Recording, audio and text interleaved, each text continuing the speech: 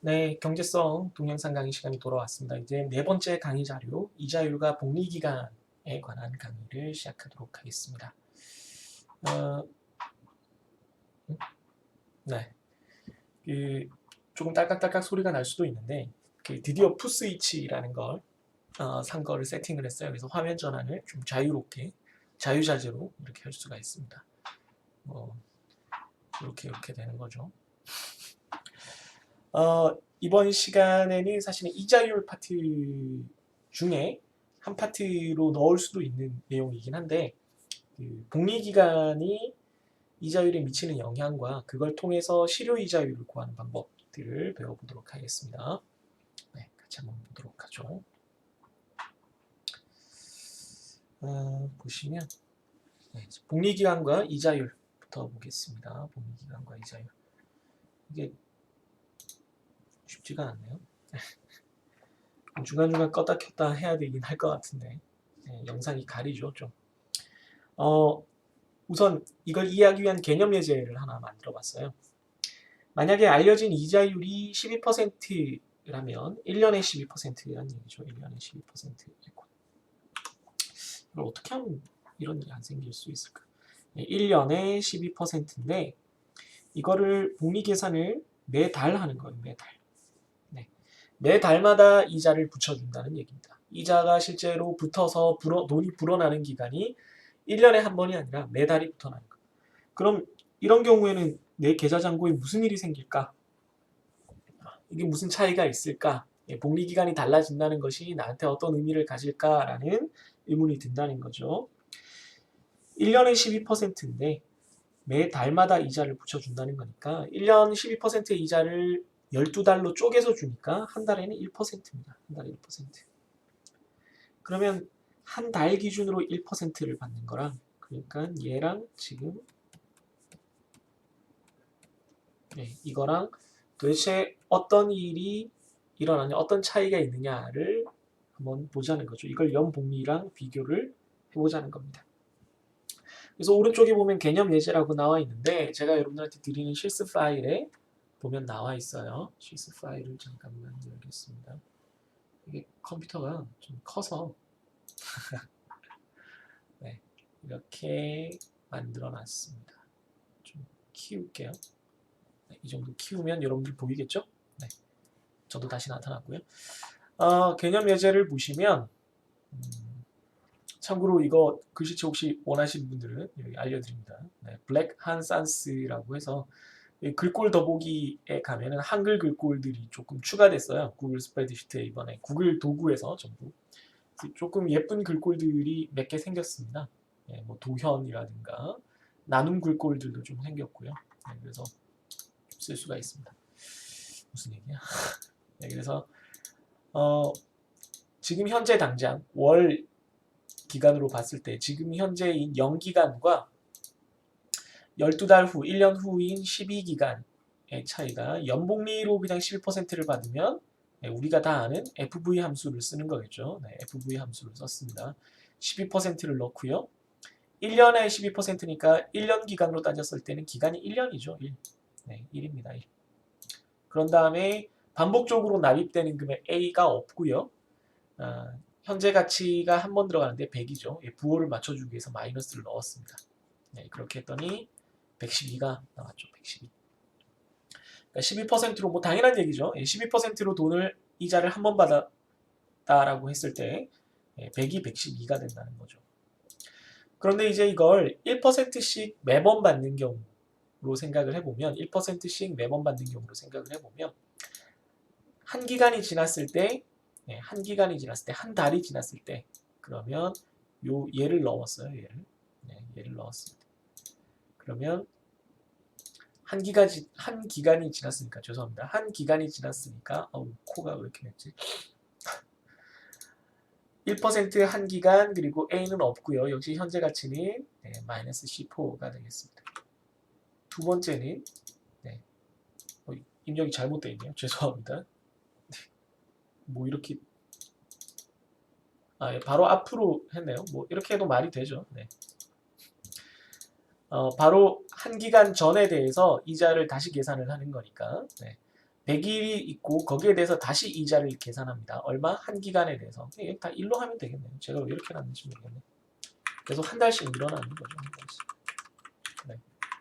한 달씩 계속 늘어나요. 한 달씩 바로 직전에 잔고를 다시 1% 예금을 넣었다라고 가정을 하면 다시 1%를 붙이면 102만 100원, 그 다음에 103만 300원, 104만 600원, 105만 1000원, 106만 1500원 뭐 이런 식으로 해서 12달을 다 넣었더니 이쪽은 그냥 12만원 이자가 딱 붙었어요. 깔끔하게 12%니까 112만원. 그런데 이쪽은 112만 6,800원이 붙었습니다. 그러니까 마치 이걸 여기서 여기까지 한 방에 가는 걸로 생각을 하면 100에서 여기까지 한 방에 간 걸로 생각. 1년 후에 그냥 이 상황만 딱 비교를 해봤을 때는 한쪽은 112만 원, 한쪽은 112만 6,800원이니까 이자가 12.68% 정도 붙었다라고 생각을 할 수가 있다는 거죠. 그죠? 그래서 이쪽으로 봤을 때 실제 체감하는 이자율이 12.68%가 된다는 얘기입니다. 그래서 이걸 아래쪽에 그래프로 보면 이 회색 그래프는 12% 1년을 한 방에 적용을 한 결과고요. 이 파란색들은 하늘색들은 이걸 1% 1개월을 12번 적용한 겁니다. 살짝 달라지는 거죠. 높이가 최종적으로 살짝 달라집니다. 그래서 이자를 자주 붙여주면 그 전에 붙었던 이자가 요때 한 달 동안 붙었던 이자 요 10,000원이 그 다음에 또 이자를 생성하게 될 수 있기 때문에 더 도움이 되는 거죠. 똑같은 12%더라도 12만 원을 붙여주는 건 똑같은데 이 6,800원 어디서 왔냐면 여기 10,000원 미리 붙여준 거, 여기 10,000원 미리 붙여준 이자들이 계속 이렇게 불어나는 거죠. 처음에 붙여준 10,000원은 11개월 동안 불어나고요. 두 번째 붙여준 10,000원은 10개월 동안 불어나고 이 과정이 이 왼쪽에 비해서 더 커지게 만드는 이유인 거죠. 그러니까 왼쪽에 비해서 오른쪽이 더 커지는 이유가 미리 이자를 줬기 때문에 걔들이 남아있는 기간 동안 돈이 더 불어나는 효과가 생긴다는 거죠. 그래서 이렇게 복리기간을 다르게 실제 우리가 약속한 기본적으로 이자를 계산하기로 약속한 기간보다 더 좁게 더 자주 이자를 붙여주는 걸로 분할 이자로 계산을 해서 붙여주면 나한테 돈을 받는 사람 입장에서 또 도움이 된다는 거죠. 이자율이 커 보이는 효과가 생긴다는 거죠.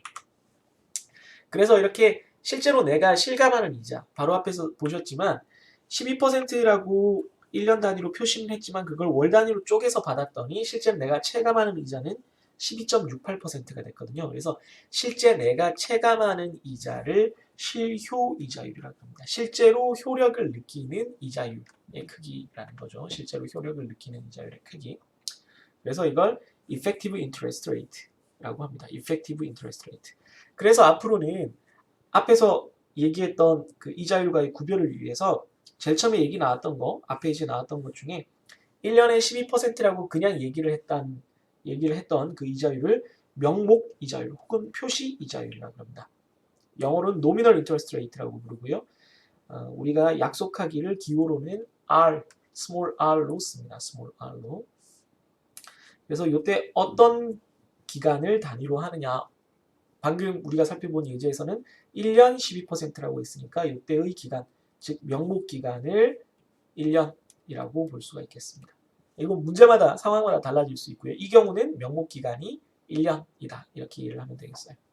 혹은 표시 기간이라고도 합니다.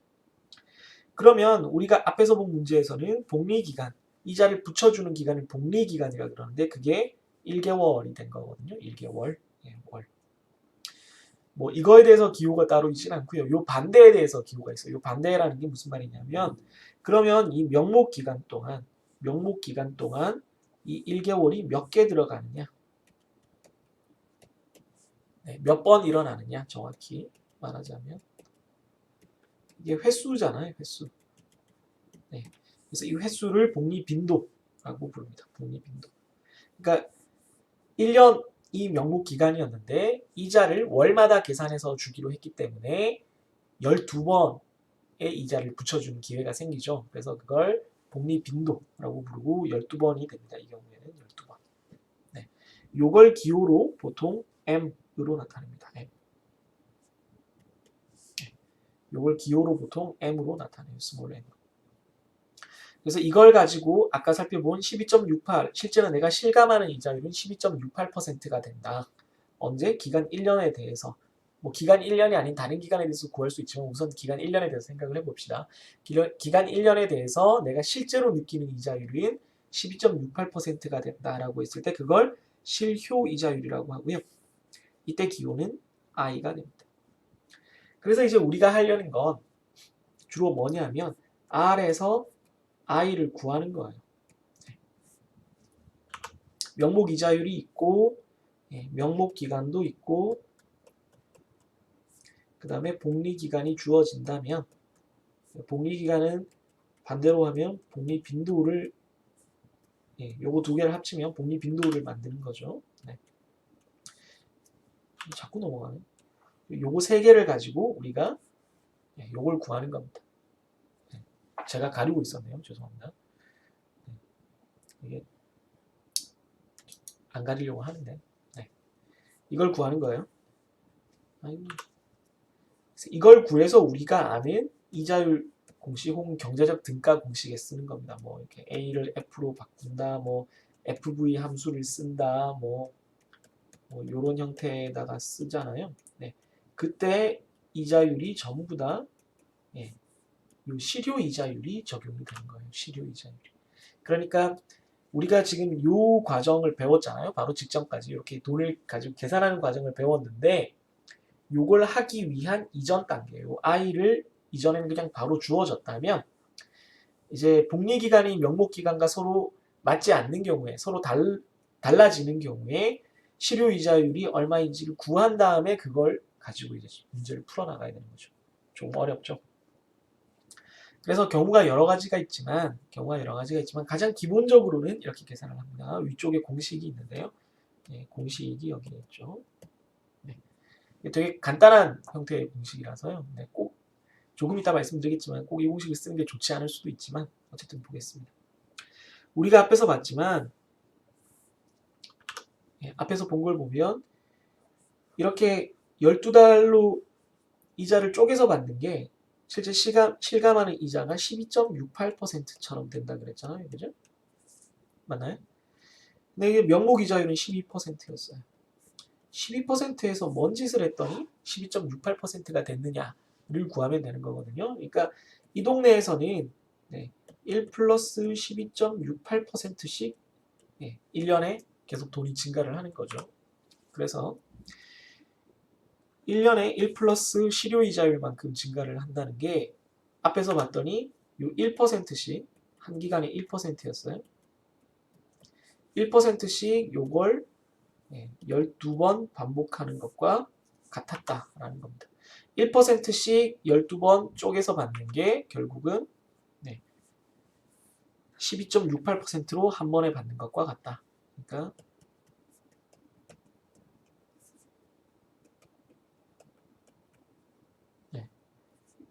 1%씩 12번 반복하는 게 12.68% 한 번과 거의 같았다. 이런 느낌이 되거든요. 그러면 이 12번이라는 게 어디서 왔나를 생각해보면 아까 앞에서 본 M, 복리 빈도를 말하는 겁니다. 복리 빈도를 말하는 거예요. 그래서 이 복리 빈도를 가지고 이제 공식화하면 1%라는 게 12%를 12번으로 나눈 거거든요. 그게 이렇게 표현이 되어 있는 거죠.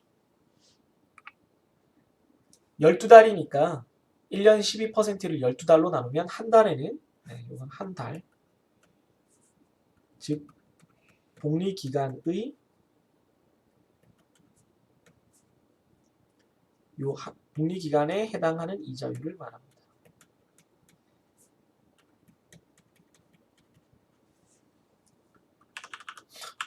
어디까지 가버리니? 그런 다음에 요게 복리빈도죠.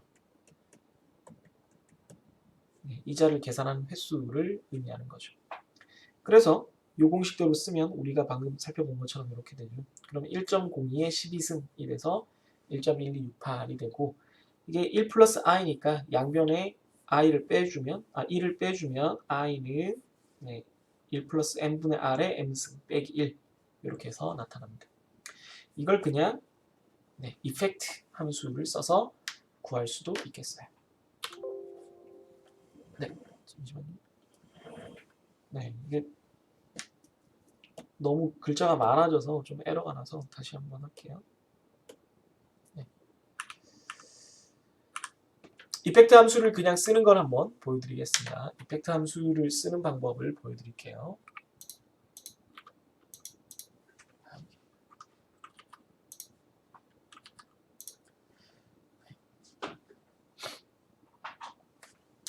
예제 4.2 강의 자료에 있는 예제 4.2를 보시면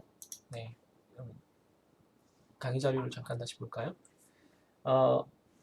명목이자율이 12%일 때 1년에 12%일 때 얘가 뭐라고요? 얘가 R이라는 얘기죠. R. 복리기간은 분기예요. 우리가 분기는 보통 쿼터니까 Q라고 씁니다. Q라고 써요. 그런 다음에 우리가 앞에서 살펴본 공식대로 쓰자면 이렇게 되니까 이걸 적용을 하면 분기에는 12%가 1년에 적용되니까 분기에는 4분의 1이잖아요. 그럼 3%가 적용이 되겠죠. 그래서 4로 나눴더니 진짜 3%가 됐죠. 지금 분기와 1년의 관계를 살펴보면 분기가 1년에 4개 들어가니까 따라서 m이 4가 되는 거죠. 그렇죠? m이 4입니다. 그래서 여기 4, 여기 4가 적용된 거죠. 그래서 3%를 4승을 하면 1.12551이니까 1을 빼면 12.551%가 실효이자율이 돼요. 실효이자율. 근데 이렇게 해도 되고 그냥 이펙트를 써도 되고요. 그 다음에 또 다른 방법이 있습니다.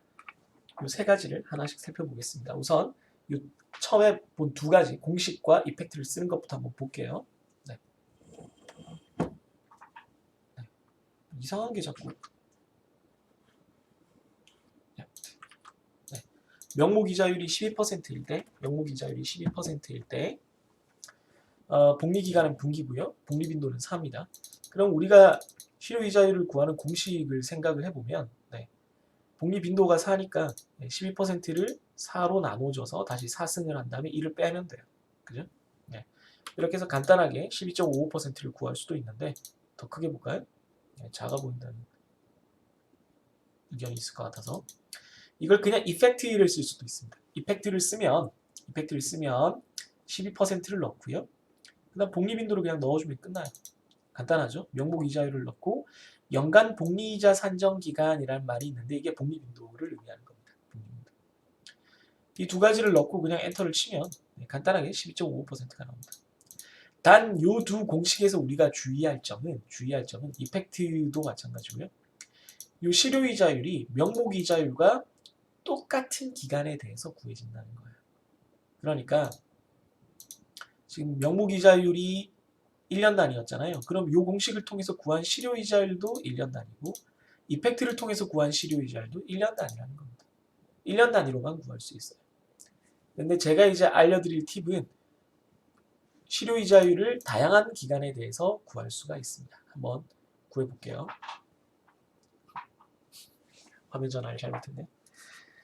팁을 보시면 복리기간이 된 상황에서는 실효이자율과 명목이자율이 같아져요. 이게 무슨 얘기냐면 지금 12% 1년이었는데 1년에 12%였거든요.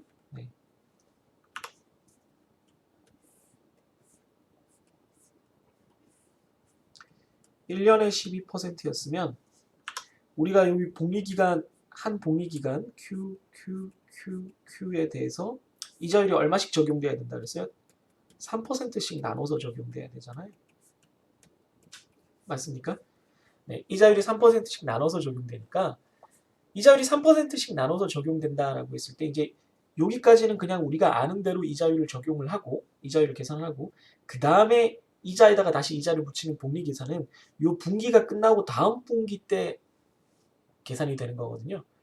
그러니까 요 한 단계는 우리가 이미 알고 있던 이자율 공식을 쓰는 거예요. 뭐 더 이상 뭐 실효이자율, 명목이자율을 고민할 필요가 없는 아주 정상적인 상황.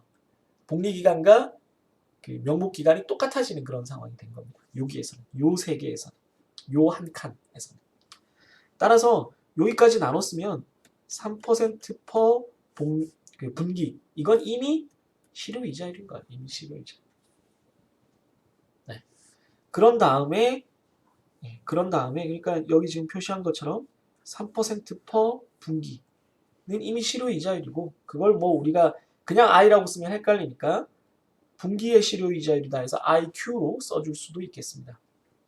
그런 다음에 이제 1년의 실효이자를 구하려면 1년의 실효이자율은 분기가 4번 반복되는 거니까 우리가 분기가 4번 반복되는 동안 그 이전에 받은 이자도 계속 이자가 더 불어나야 되겠죠. 더 붙어야 되겠죠. 그래서 이런 식으로 사승을 해준다는 거죠. 그러니까 결국 같은 얘기지만 이런 식으로 하면 좀 덜 헷갈려요. 이게 덜 헷갈리는 이유는 이 다음 문제 형태를 보면 더 확실하게 아실 수 있을 겁니다. 네. 그래서 3%를 4승을 해서 계산하면 1.1251이 되고요. 거기서 1을 빼면 12.551%가 됩니다.